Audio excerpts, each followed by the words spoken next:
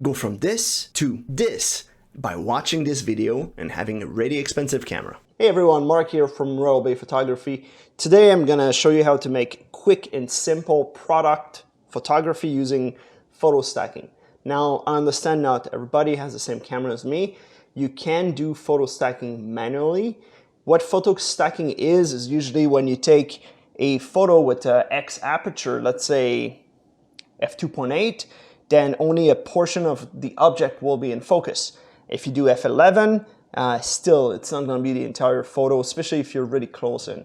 Right now I'm at 200mm with a full frame camera, and even if I were to go f22, it's not going to be 100% all perfectly in focus. So photo stacking, what it does, it takes whatever amount of photos you want. For this, I'll set it up to 30 photos, and it's going to stop from the closest point all the way to the back, and it's going to take 30 photos. And then Photoshop is just going to combine them for me automatically, and it's going to make a great and easy photo. Not much editing to do, as long as you clean the product first, there's no dust and nothing like that. I do have some lights in the background that's going to create that kind of bokeh effect. And right now my camera is set so the ambient light doesn't really affect much the photo. So if I were to look at the viewfinder, it would be pretty dark. So first I'm going to fire this puppy up. Just a little light here. And if we can see what it looks like, that's what it looks like right now. Okay, so I'm at 200mm, I'm at f6.3, so it's pretty sharp. And again, without the light, it is pretty dark. There's still some ambient light on the side, but I don't want to turn off the light because we're not going to see this video. So there you go. So all I have to do really is I'm going to go to my settings here, select focus bracketing, and then the width is the distance between each shot. So if I were to shoot at f11, I could set that up to wide. And so there you go. We are going to start. ISO I go as low as possible, and let's do this.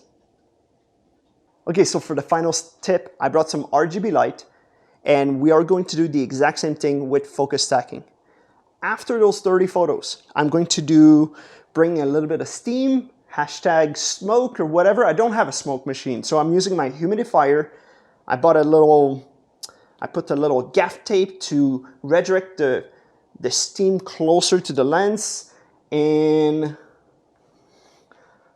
let's see what it turns out. So as we can see, the steam is going right in front of the lens, and I'm going to take a few photos so I can stitch them together on Photoshop. And it's looking amazing. All right, now let's get into the editing part. I'm going to keep it super simple. First, open up your photos on Lightroom, and then you are going to make some quick adjustments. So I just did it here. If we have a look at before, after, very subtle change. I'm gonna click my first photo all the way to the last one. I'm gonna click sync, and I'm gonna sync all that stuff here. I don't have to edit one by one. Perfect. All right, so if we have a look here, the first photo, this is in focus. And if we have a look here, that's not in focus. So focus stacking, each photos get something else different in focus. So if we have a look at here, that's in focus, but not this. So there we go. All right, so you're gonna select all those photos, you're gonna right click, you're gonna edit in, you're gonna open as layers in Photoshop. All right, it finally loaded all the 30 photos. It can take a while because those are a little bit bigger file. So I put them all in one group here. Now, let's pay attention. See how the first photo, there's a little shift here. That's because I pressed the shutter button. I should have put like maybe a 2-second timer, We don't really see that issue with the other one. Sometimes there can be some focus breeding. So what we're gonna do, we're gonna select those photos, and then we're gonna go to edit, and then auto align. Then after that, we're gonna do the auto blend. So let's start with auto align. Automatic, then okay. That's gonna fix focus breeding or me pressing the shutter button.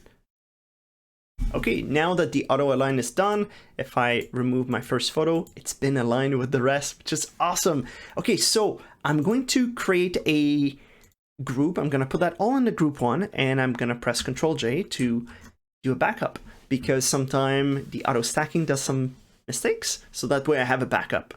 Cool, so I'm going to select all the photos from my backup and edit, auto blend layers, stack images, and I select those two things and press OK. And then Photoshop is gonna grab the sharpest point of each photo and blend it all for you. And that's pretty much it. Photoshop is doing all the heavy lifting for you. Okay, so here is the final picture. I am pretty happy with it, but Photoshop didn't do the perfect job around here. So if I zoom out, it's looking kind of weird. It looked like I dropped the lens, and obviously I did not. So I didn't spend time to fix this one, because my favorite one is definitely the RGB version. Let's have a look at it. Boom! I am definitely liking the colors. I did spend more time to fix what Photoshop didn't do well here, as we can tell. So I needed to grab the photos individually in Lightroom and do a mask to fix what Photoshop didn't do too well.